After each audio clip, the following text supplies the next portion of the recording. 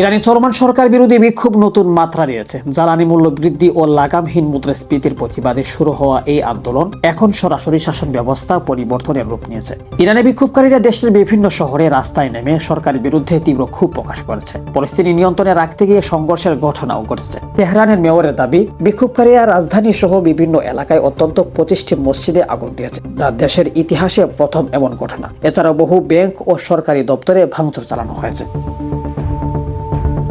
বিশ্লেষকদের মতে মসজিদগুলোকে লক্ষ্যবস্তু করার পেছনে নির্দিষ্ট কারণ রয়েছে। বর্তমানে ইরানে অনেক মসজিদ শুধু ধর্মীয় উপাসনা হিসেবে নয়, বরং রাষ্ট্রীয় ক্ষমতার প্রতীক হিসেবে ব্যবহৃত হচ্ছে। অভিযোগ রয়েছে এসব মসজিদে আধা সামরিক বাহিনী পার্সিদের ঘাঁটি রয়েছে, যা বিক্ষোভ দমনে সক্রিয় ভূমিকা পালন করছে। এই বাস্তবতার কারণেই বিক্ষোভকারীরা মসজিদগুলোকে টার্গেট করেছে বলে ধারণা করা হচ্ছে। অন্যদিকে সরকার কঠোর অবস্থান নিয়েছে। ইরান সরকার বিক্ষোভকারীদের মুহারেব বা আল্লাহর শত্রু হিসাবে আখ্যা দিয়েছে। দেশের আইন অনুযায়ী এই অভিযোগের একমাত্র শাস্তি মৃত্যুদণ্ড।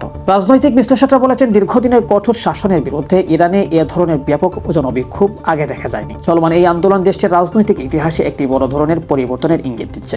অনেকের এই ধারণা, এই বিক্ষোভ ভবিষ্যতে ইরানের নতুন কোনো বিপ্লবের সূচনা করতে পারে। শেখ সাদি, বিডিএস নিউজ।